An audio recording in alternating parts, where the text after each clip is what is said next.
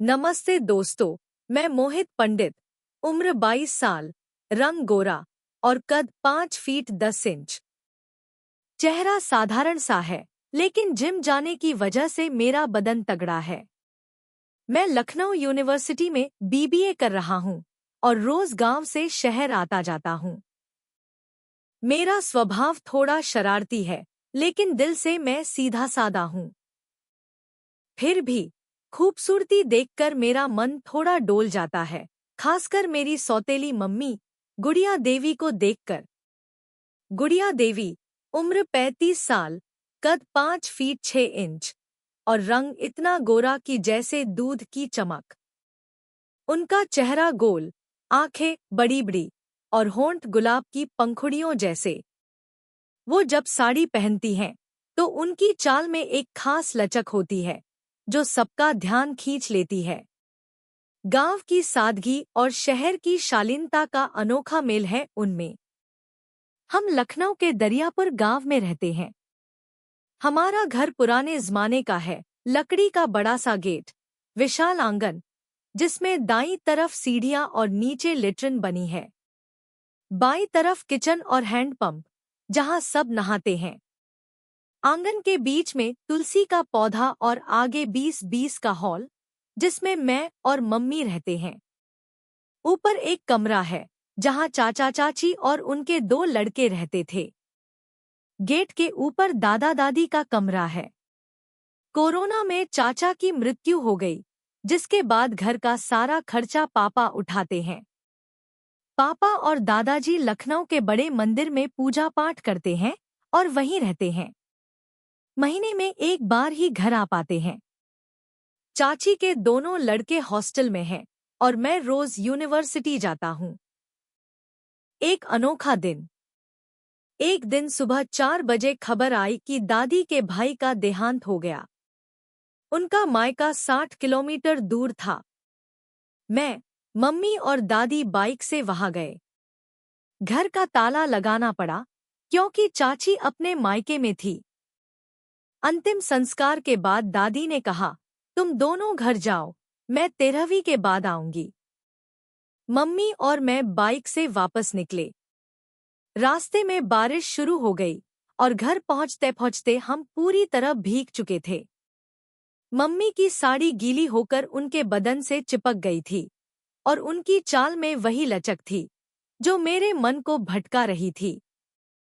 मैंने मन में सोचा, आज शायद कुछ खास हो सकता है।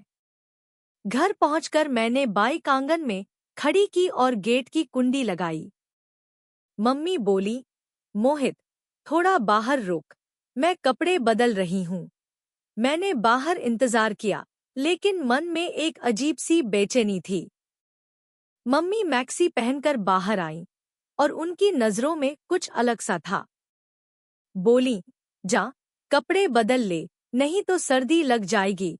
मैंने चड्डी बनियान पहन ली और मन को शांत किया। रात का सन्नाटा और नजदीकिया। शाम को मम्मी ने खाना बनाया। हम दोनों ने साथ खाया और रोज की तरह एक ही बिस्तर पर लेट गए। घर में कोई नहीं था, सिर्फ मैं और मम्मी। बारिश की वजह से सर्दी बढ़ गई थी। मैं चड्डी बनियान में कांप रहा था।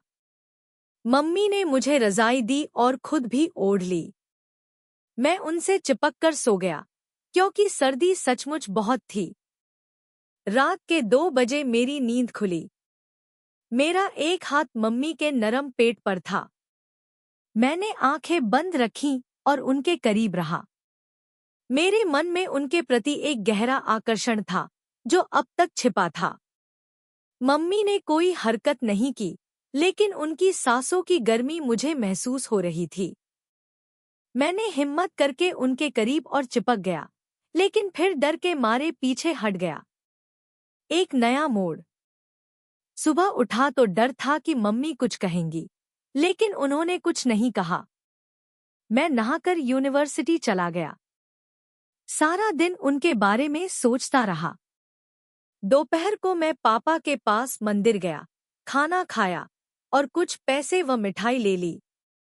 रास्ते में मेडिकल स्टोर से कुछ सामान खरीदा, जो मैंने छुपा लिया। शाम को घर लौटा, दोस्तों के साथ कबड्डी खेला और बारिश में खेतों में नहाकर वापस आया। रात को मम्मी ने खाना बनाया और हमने साथ खाया। वो मैक्सी पहनकर सो गई थी। मैंने पढ़ाई की और देर रात बिस्तर पर लेट गया। भावनाओं का उफान। रात 12 बजे के बाद मैंने मम्मी से चिपककर लेटने की हिम्मत की। उनकी सांसें तेज थी और मैं समझ गया कि वो भी जाग रही है। आधी रात को मम्मी ने मेरी तरफ करवट ली। उनकी आंखों में एक अलग सी चमक थी। उन्होंने धीरे से मेरे गाल को छुआ और कहा, मोहित, तू बड़ा हो गया है। मैंने उनकी बात का जवाब नहीं दिया, लेकिन मेरे दिल की धड़कनें तेज हो गईं। उस रात हमने एक दूसरे को अपना दिल और तनमन सौंप दिया। यह एक ऐसा पल था जो हम दोनों के बीच की दूरी को मिटा गया। हमने एक दूसरे की भावनाओं को समझा और उस पल में पूरी तरह एक दूसरे के हो गए। वो रात हमारे बीच के रिश्ते को एक नई गहराई दे गई। अगला दिन सुबह मम्मी ने मुझे प्यार से देखा और कहा, मोहित, ये सब हमारे बीच ही रहे।